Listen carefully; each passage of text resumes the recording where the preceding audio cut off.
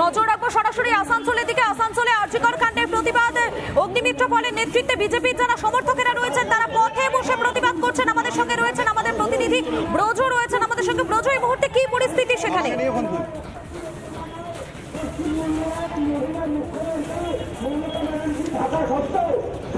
দেখো, এই মুহূর্তে আরজিকর যে কাণ্ড তার প্রতিবাদে রীতিমতো আসানসোল পৌরসভার সামনে জিটি রোড অবরোধ করে বিক্ষোভে বসেছেন। বলা যায় যে দেখো বৃষ্টি পড়ছে এবং রাস্তায় বসে অগ্নিমিত্রা পাল তিনি কিন্তু বিক্ষোভ করছেন এবং ঘটনাস্থলে মোতায়েন রয়েছে পুলিশ রয়েছে এবং দেখা যাচ্ছে যে মেন যে জিটি রোড সেই জিটি রোডেই কার্যত বসে পড়েছেন অগ্নিমিত্রা পাল নেতৃত্বে বিজেপি, তার সঙ্গে বিজেপি নেতা কর্মীরাও রয়েছেন এবং প্রচুর পরিমাণে পুলিশ রয়েছে।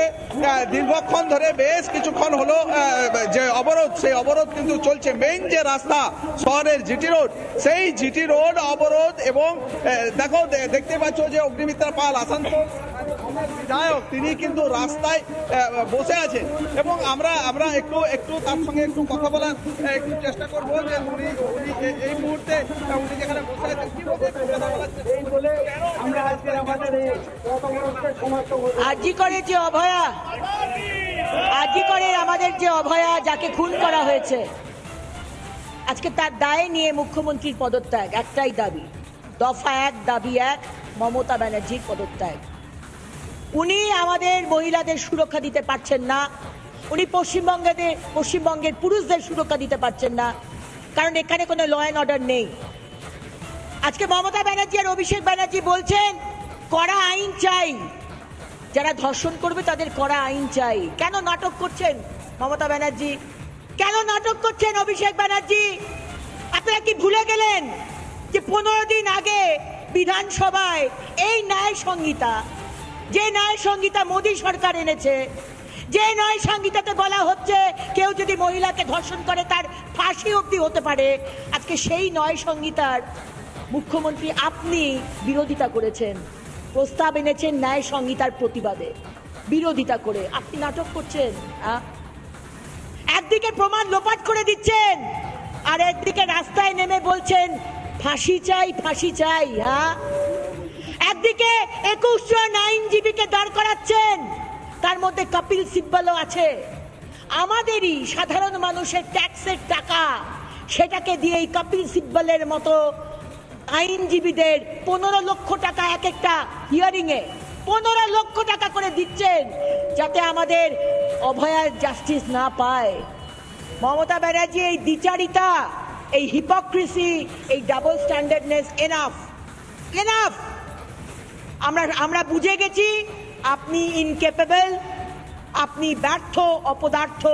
তাই আজকের মধ্যে যদি আপনি রেজিগনেশন না করেন, কালকে নবান্ন আসানসোলে যে জিটি রোড সেখানে কিন্তু উনি এই মুহূর্তে বসে আছেন এবং বিক্ষোভ করছেন।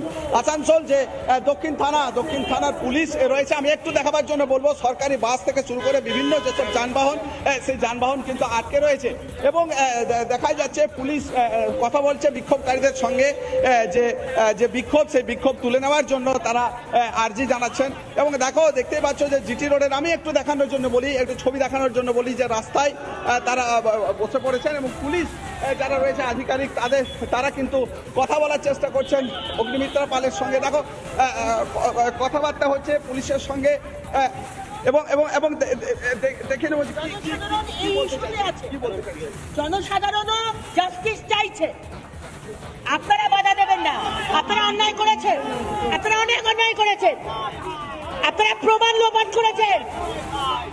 বিনীত গোয়েল প্রমাণ লোপাট করেছে, মমতা ব্যানার্জির এতে বিনীত গোয়েল প্রমাণ লোপাট করেছে। দেখো এই মুহূর্তে যে বিক্ষোভ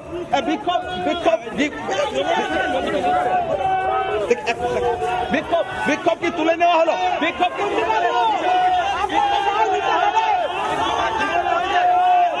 দেখো এই মুহূর্তে যে যিনি বসেছিলেন,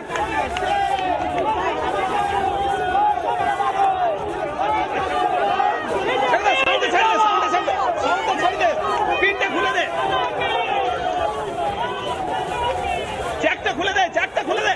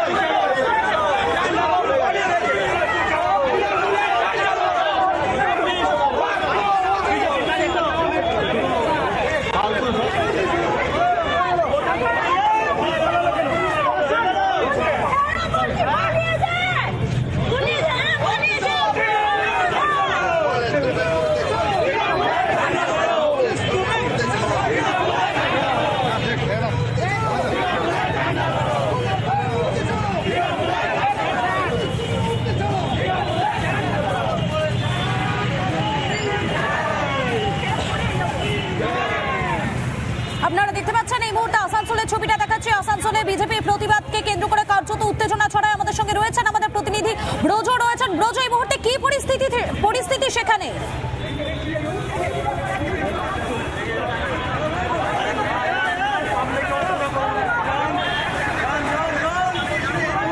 আমি এই মুহূর্তে যেটা জানাতে চাইছি,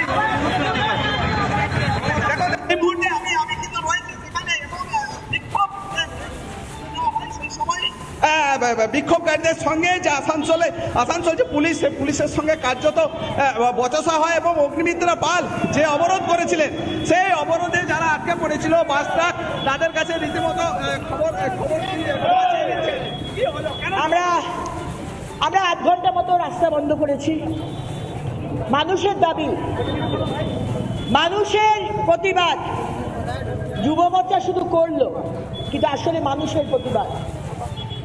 প্রতিদিন যেভাবে মেয়েদেরকে ধর্ষণ করে খুন করা হচ্ছে, বর্ধমানে গলা কেটে দিল একজন আদিবাসী মেয়ের, আনন্দপুর কলকাতাতে একটা রক্তাক্ত মহিলার দেহ রাস্তার পাশে পড়ে আছে, বীরভূমে একজন গৃহবধূকে টিএমসির নেতা ধর্ষণ করে তার যৌনাঙ্গে বন্দুকের নল ঢুকিয়ে দিল, তার 4 বছরের ছেলের সামনে ধর্ষণ করলো। কেন হবে এটা? আর অভয়া জানতে পেরে গেছিল যে আজকে আরজি করে কি দুর্নীতি চলছে।